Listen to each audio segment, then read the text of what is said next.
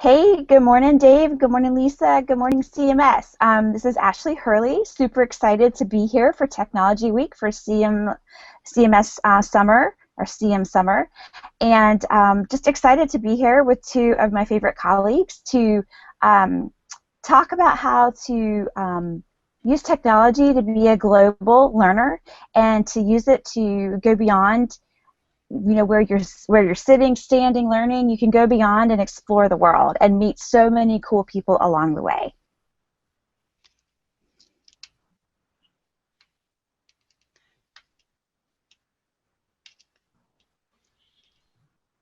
I guess I'll introduce myself to everybody. My name is David Casavecchia. I used to be a technology facilitator in CMS, and this past year I'm actually a career development coordinator. Um, and technology plays a huge role in what I do inside CMS, from just gathering data to actually preparing our students for college and careers. So I got to make sure that I'm aware of what's going on in college at that level, as well as talking to businesses and seeing how technology's impacted them, and making sure we're preparing our students for that. Okay. Good morning, everybody.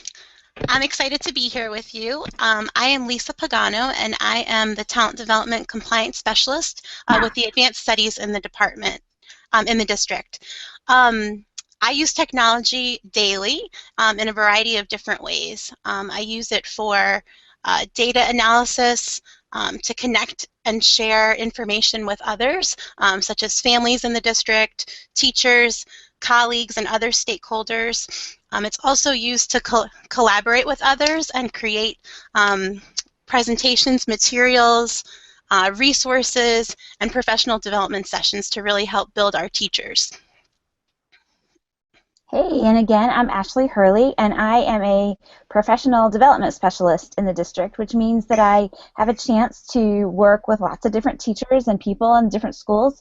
I work with schools and staffs grades 6 through 12, and primarily with Title I schools. And I absolutely love what I do, and technology helps me to do a better job because I am able to curate resources for students and teachers who want them and need them for their learning. I use my technology to connect with other people, to ask for help, to give ideas, to get ideas, to just help things make a little more sense, and also, like I said, for help, to help things make sense to me when there's something I want to learn more about. I use it primarily for my learning, and by staying connected and staying on top of what's happening with learning and other things in the world, it keeps me more excited about continuing to learn. So that's probably the biggest impact it has on me in the way that I use it.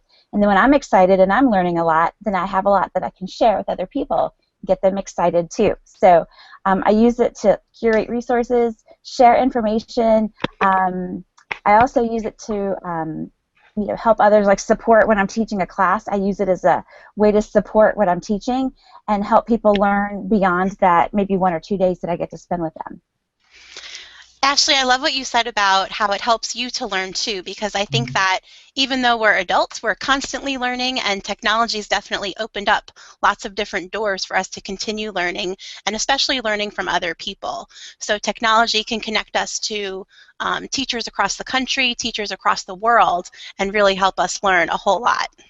Absolutely. I mean, I was just talking to a friend of mine from Lebanon yesterday, just asking her for some help with some things. And it was just like we were friends, and she was totally willing to help me. I just knew she was the best person to go to for the questions I had. So you're right. It's not just here in the district or in the state. It's worldwide, and it's amazing.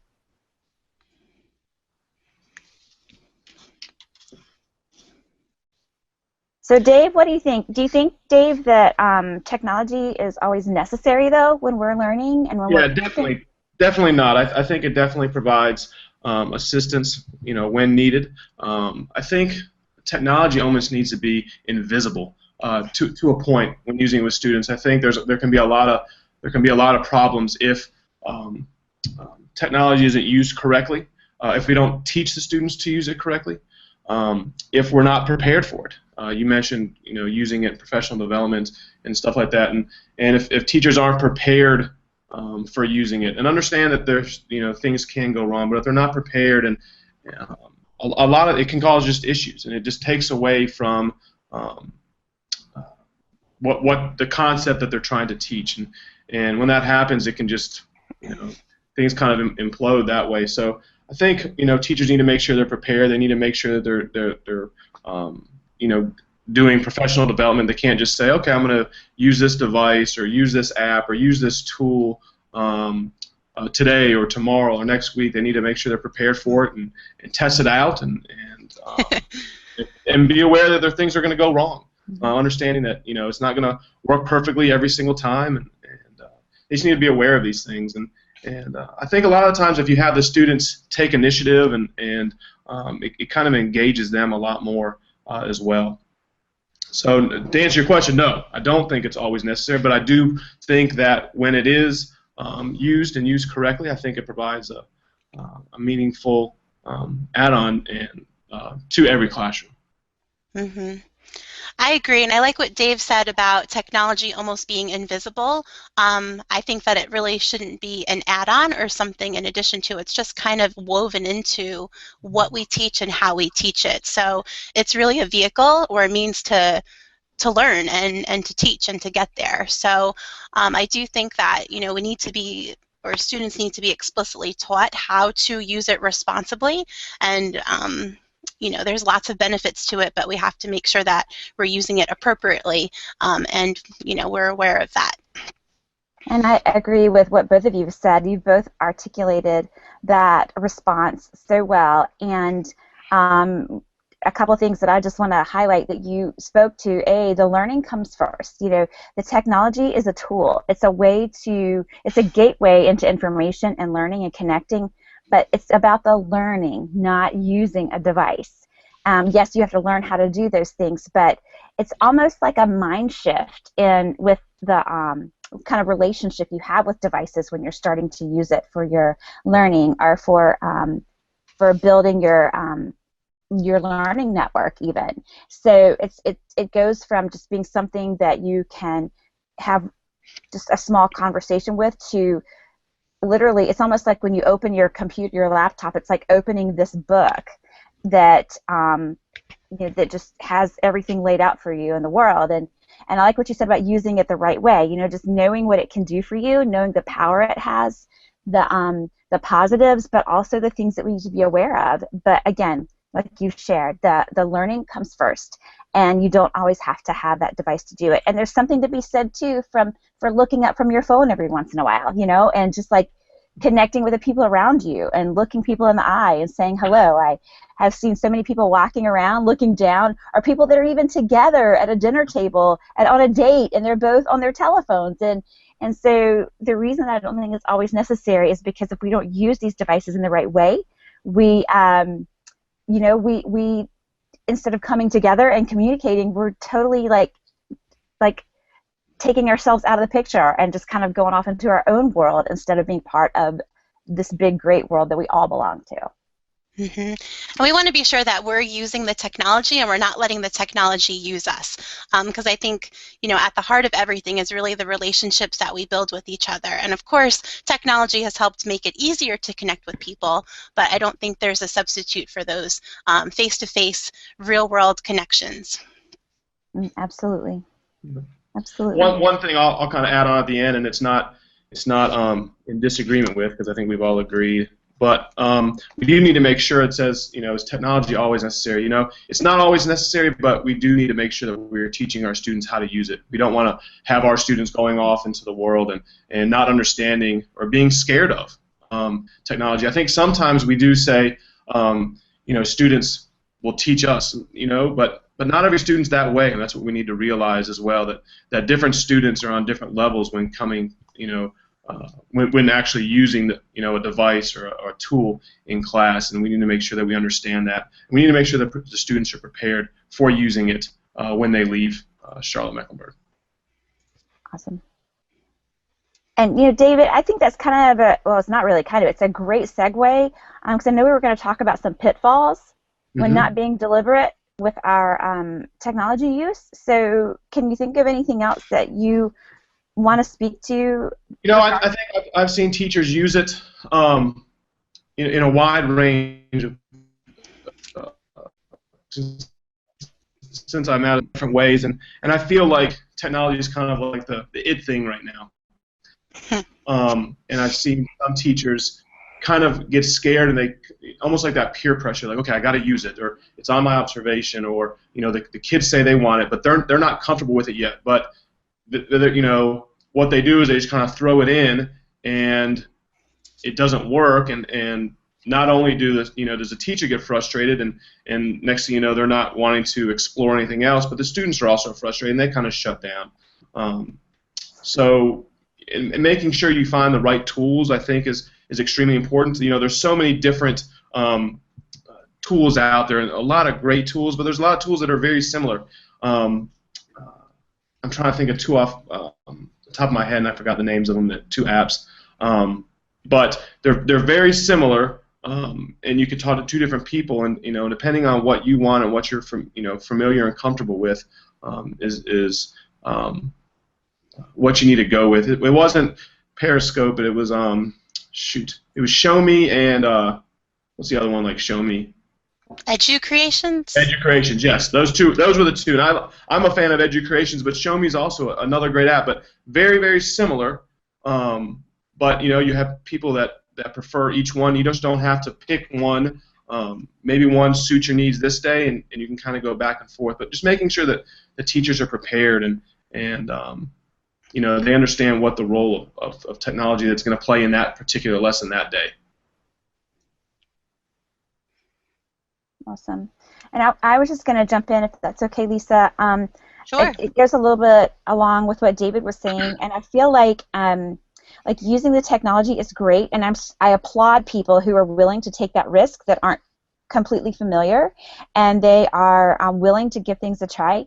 But again, it's all about the learning. And so I think the one thing that's helped me avoid a pitfall of just getting so enticed by the bling and the colors and the excitement of this, just the technology in of itself, is to really focus on the why. Like, why? First of all, what am I doing? What's the goal? And then why do I want to use this tool? How does it fit? And doing like some backward design, like saying, okay, this is the end goal, and this is what I want to use. So what do I need to know before I use it? And what do my students need to know, or my friends or my colleagues need to know before we use this particular tool? An example would be I'm on a planning team, and we're using this app called Trello. It's a Trello board, and basically it's like a place where it's like a virtual meeting, but we can house all of our resources there, and set up our meetings and house our Google Docs. It just organizes everything, almost like a big Google folder, but laid out very differently on the screen. And some people were having trouble accessing it, and so we were getting lower levels of participation with things because people just couldn't get into it, even though they tried and reset their passwords and done all these things. So again, why are we using that? Is there an alternative? And if there is an alternative, is it a better one or not? We opted to go to Google Docs, and we opted to also use an app called Voxer to have conversations with each other. So I think what David was saying is just making sure that you know how to use it. But that also does not mean that you have to know every in and out of the tool, because tools are changing and being upgraded all the time. So don't wait until you know something in and out and you could be best friends with a developer, right, and write the code for the app.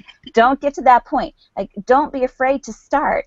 Just don't start blindly. And again, know your reason why that's what you want to do, like that tool or that to help with that concept or that connection, because that makes a big difference. And then your relationship with your device and technology begins to change, and you see it as a way of learning and making sense of what you're doing, not just, like David said, not just doing the technology part of my lesson. It like you said, becomes so integrated, and it's just like a natural component. It's not like this extra wow kind of thing. Even though it's cool, it's just part of the learning process. Yep. You guys made such excellent points. Hopefully I can add a little bit to to what you've said. I kind of look at technology as anything else, as, whenever you're planning and, thinking about what type of book you want to use or what resource you want to pull from or what material you want to use with kids, I kind of look at technology in the same way. What am I trying to accomplish with this? How can I be really purposeful with this technology and integrate it in a seamless way? And will it accomplish the goal I'm setting out to do with my students? So I think that you guys kind of nailed it. You've got to be purposeful. You've got to plan for it, and you've really got to think about what it is you're trying to do with your kids, and if it's going to help enhance what you're doing with them. Absolutely. Yep. So, okay, so on that note, we're talking about pitfalls and like ways to use technology best. So I think that kind of goes along with something else I think we're wanting to talk about, and might take this back to David, but what is a good piece of advice that you could offer others regarding being a model or a great digital citizen? A great question. I think, number one, I don't think it's much different than being what does it take to be a good citizen in general. Mm-hmm. I think being what it takes to be a good citizen away from your digital citizenship life, the digital citizenship life is very similar. And it's, treating others, thinking of others, doing what's right. We've done a lot of digital citizenship trainings with staff around the district, and you hear about all of the things that go wrong, about issues with Facebook and bullying and Twitter and athletes and actors and everything they're saying and doing, and unfortunately you hear about it in our district as well with some of our students and the things that they post, and having really no concern for where it goes out. I don't know if they're really aware that when they post something online, it's always there. They might not think that just because, okay, I'm going to post that and only my friends can see it, that someone else might not see it, and they just need to be aware of that. So anything that they post online, I kind of the way I described it to our students is, when you post something, think of your parents standing behind you and seeing what you're posting, and if they're okay with it, then chances are that's something that's okay to post. And as well, and one thing I see, I'm at a high school level, is just using Google for everything. As much as I love Google, and I'm a huge fan of YouTube, they don't always have the answers, and making sure our students understand that. And just because you see it on Google, and just because you see a picture, doesn't mean you can use it. That's someone else's work, and that's someone else's time that they put into it. And just making sure our students are aware. I think that's our role as educators, to making sure that they're aware, but the students also need to be aware of basically just what's right and what's wrong. Yep, and one of the biggest pieces of advice I can give to students as far as digital citizenship goes is just to think. Think before you post. Think before you put something out there. I think Ashley may have introduced me to the grandma rule. Like if you wouldn't say it to your grandma or say it in front of your grandma, then don't put it on the internet. Just be really mindful of that. And, think about how you want others to see you. Because with your digital footprint, you can also build a really positive digital footprint as well as negative. Yep. And I totally agree with that, Lisa. Like, when you said the grandma part, I was totally thinking that and was going to say that, so I'm so glad you did. And it's true, because, and one thing that I think people forget is that while you might be in a conversation with one or two, there are lots of people potentially that are lurking. And I say that, and I know that's true, because I was in a Twitter chat, and it wasn't personal or anything inappropriate, but I was just kind of caught up in the fact that there were like 2 or 3 of us having a conversation, and then somebody else piped in and said, "Hey, I've been lurking, and just want to let you guys know I totally agree with what you're saying," and it's kind of like, oh yeah, there's a reminder that just because people may not actively be in the conversation, it doesn't mean that they can't see it, and it also doesn't mean they can't save it, that they can't forward it, and and recycle it. So like David said, when it's out there, it's out there. Even, I have a lot of students that thought that Snapchat, the picture just goes away, and it doesn't. It doesn't just go away. And so I have, but I also, like I said, was reminded, again, nothing inappropriate, but it was just such a stark reminder of, yeah, we're not the only ones here, and so you have to be very careful. And one thing I was going to do is share this, hang on a second, and Lisa, you spoke to this, so I'm going to, I just want to show this picture real quick. Okay, Yes. so can you guys see it? It's like, yeah, here it is. Perfect. What Lisa was saying. So it's like, yeah, is it true, helpful, inspiring, necessary, kind? And that kind of speaks to, I think, to what David was saying too. Just being that good citizen, being that good friend, being that good learning partner, whatever. It just making sure that you truly are thinking. There it is. That you truly are thinking before you're acting. Definitely, and not just with technology situations, but just in life in general. Exactly. It's very true. I think sometimes some of our students can think that they can almost like hide behind the internet or behind posting things. Like they don't have actual face to them. When you say it in public, you actually see the person face to face, and sometimes when they're online or on their phone, it's almost like they think it's anonymous. I'm not sure why, but and one last thing before we move on is, and at a high school level, I see it all the time, is the kids using the text speak. I think that's still digital citizenship, knowing like when is it appropriate to say certain things in a certain way. Mm-hmm. And I think that's something that needs to be taught, especially because that's the way people are communicating.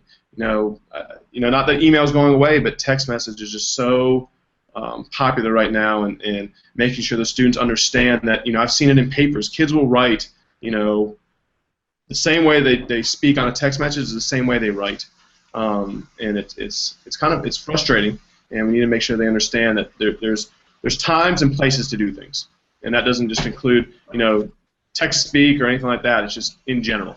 So. Absolutely.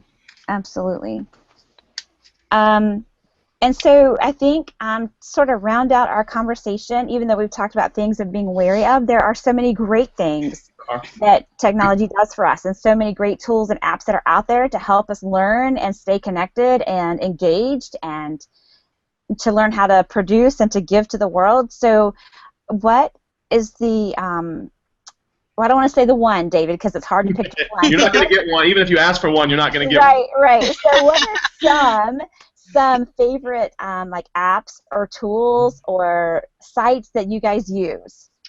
I think I'm just going to list off mine. I'm weary of it. I'm going to say it, and I've wondered if I should mention it all. But I love YouTube. I really do. And I think that's a great tool when used correctly, and I'll leave it at that. I think Khan Academy is another one that's obviously phenomenal. And remember, I'm high school, so I don't get into the creative apps, and we do creative stuff, but I do like the TED. I'm a big TED Talks person. I think the students at the high school level really like that, and that kind of gets into having them create their own TED Talks. We have a teacher at my school, Mr. Bodie, who does a phenomenal job with Bodie! but doing a phenomenal job with having his students create TED Talks videos. And I think what's important about these videos and what I like about them is they're inspiring.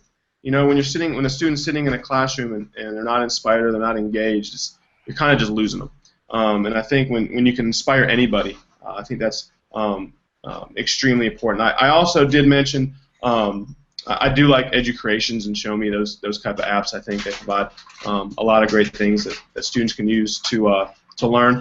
I think my favorite one, and this might be kind of weird, my favorite education app is Skype for some reason. I love the Skype Classroom that you can do because I think one thing that technology provides students that I didn't have growing up was the connection to a global world, and I think that's what Skype can can provide. Just kind of like Ashley mentioned, talking to her friend in Lebanon. And I don't know, I'm assuming you use Voxer. I know Ashley's a huge Voxer fan, but Skype can do that, and you can kind of see that face. We've done Skype meetings with a group of students in South Africa, as well as all across the United States, and just it allows the students to kind of connect, and they see South Africa or another country on a map, but they don't actually make that connection because students can kind of be visual. So I think making that visual connection and using Skype is probably my favorite. Awesome. Awesome. I have a lot of favorites. Google Drive, I'm obsessed with Google Drive. I think that there's so many possibilities there. You know, not only can you use it to store your resources and your creations, but you can also use it to share quickly with people and just certain groups. It's also really powerful for collaboration, so there's been lots of different times where I couldn't meet with someone face-to-face in person, but we were both able to work collaboratively within a Google Doc or a Google Slide. So I think there's a lot of possibilities for Google Drive, not just for teachers, but for kids too. Some other tools I really, really like. I like S'more. You can make like an online poster and then add different elements into the poster. ThingLink is another favorite. I'm very visual, so I love that you can make that image more interactive, and you can embed you know, different resources. You can embed a link, you can embed a video. It kind of makes your pictures come alive in a fun way.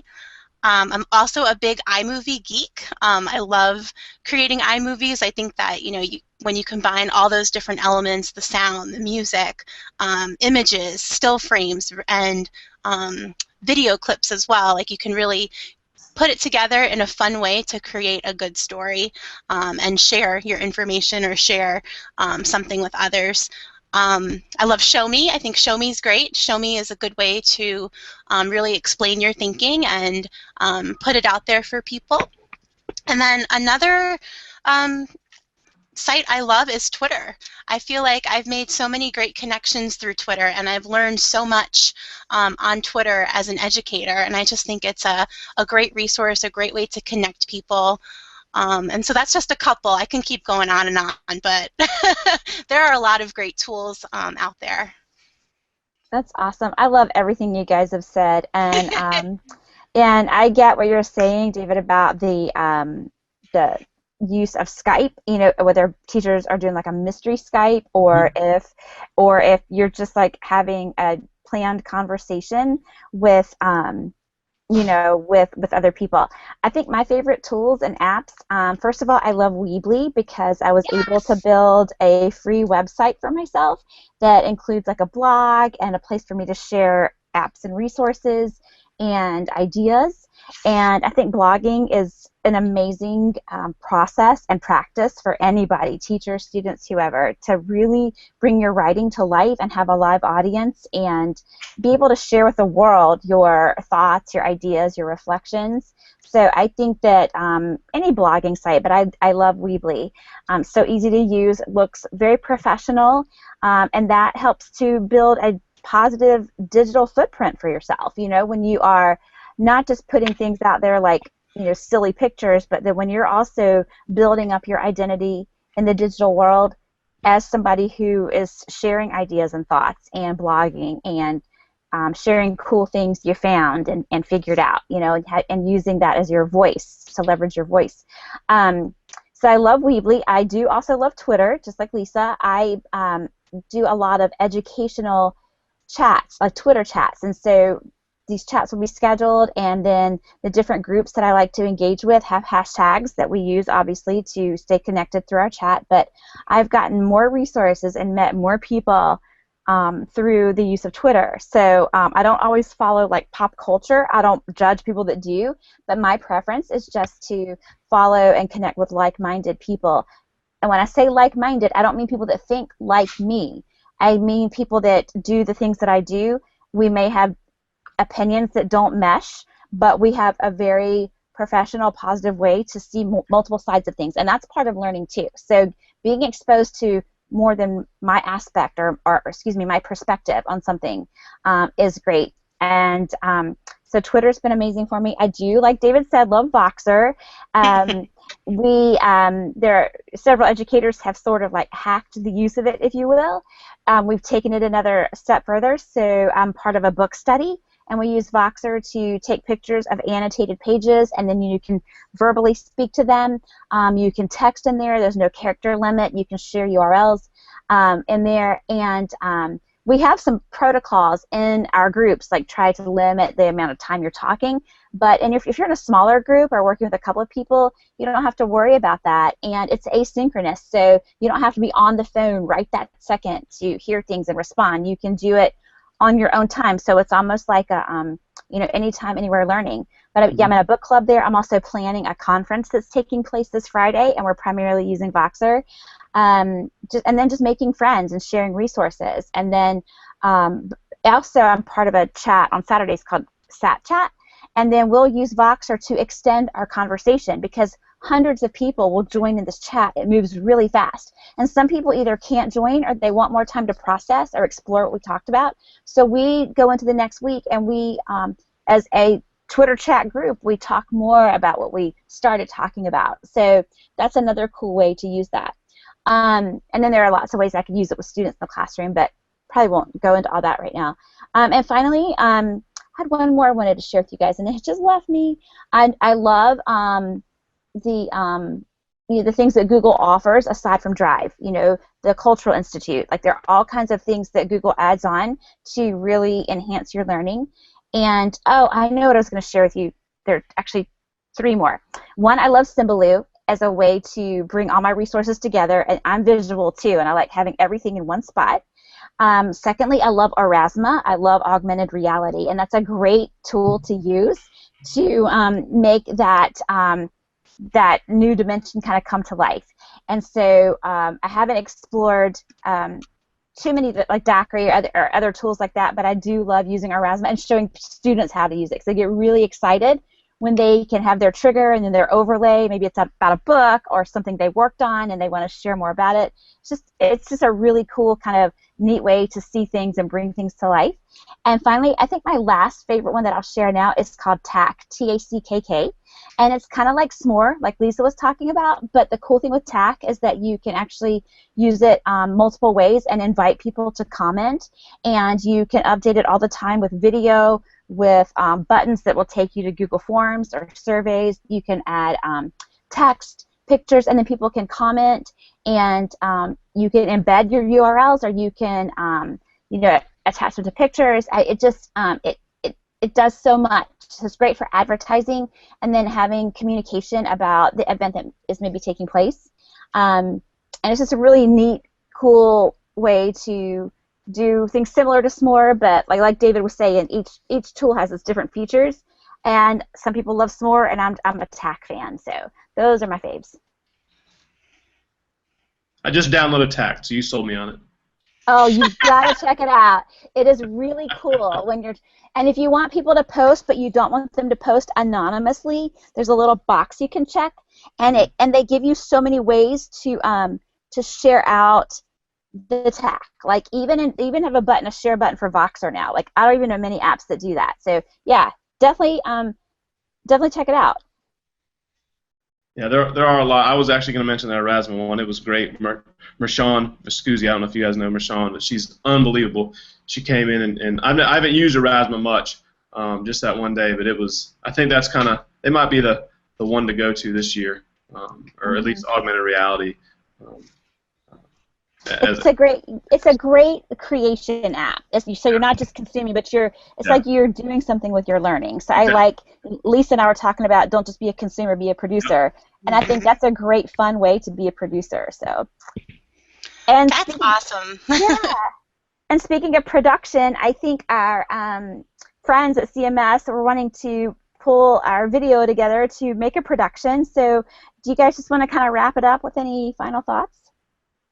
I enjoyed this, guys. This is kind of my first time doing anything like this, virtually, and I've had a blast. Every time I get with the two of you guys, it's always fun, and I'm always learning so much. So I definitely appreciate it. I have to take part. I don't know. I seen that the Twitter and the Boxer I've tried, and I don't know. I like this the best because I get to see people. I'm visual. I like connecting that way. So I really enjoyed it, guys, and I really appreciate it. Yeah, this was so much fun. I really, loved being part of it. So thank you so much for the opportunity. And of course, I will jump at any chance to connect with the two of you. So thank you so much. This was a lot of fun, and we definitely need to connect again soon. And I'll just reiterate what's been said. I just really enjoy this team, and I love doing things like this and, learning from each other. I mean, just today I've even learned or been reminded of some things that I really want to take a look at. So I'm hoping other people are inspired to explore some tools as well. And I would love to bring in some student voices live like this to talk, to have that conversation even more. I think that would be amazing. So I have totally enjoyed it too, and I can't thank you guys enough for just getting my day off to a perfect start. Yeah, and and here we are building into our digital footprints, our positive ones, right? Showing how we can use technology to talk to each other, learn from each other, and then teach other people. So perfect modeling of that digital citizenship and adding to a healthy picture when it comes to the learning landscape for sure. Awesome. So I'll definitely be following CMSummer, #CMSummer, to see what the kids are doing and how they're learning this summer too.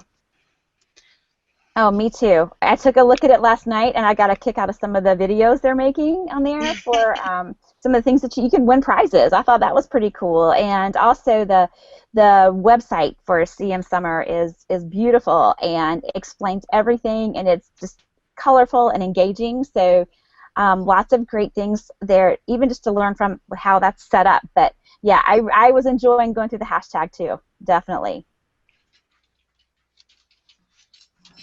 And I guess that's it, right? Anything else? That's a wrap. I think it is a wrap. I'll keep talking, and you know that. So it's probably time. There's a lull in my speaking for me to say thank you so much. I've got to go to a school and work on some plans for next year with some teachers. But again, thank you guys for a great day. This is what it's all about: the connecting, the conversing, the collaborating. This is it. So thank you. Yay, couldn't have said it better. Thank you guys. Have a good day. Have a great day. Bye, guys. Bye.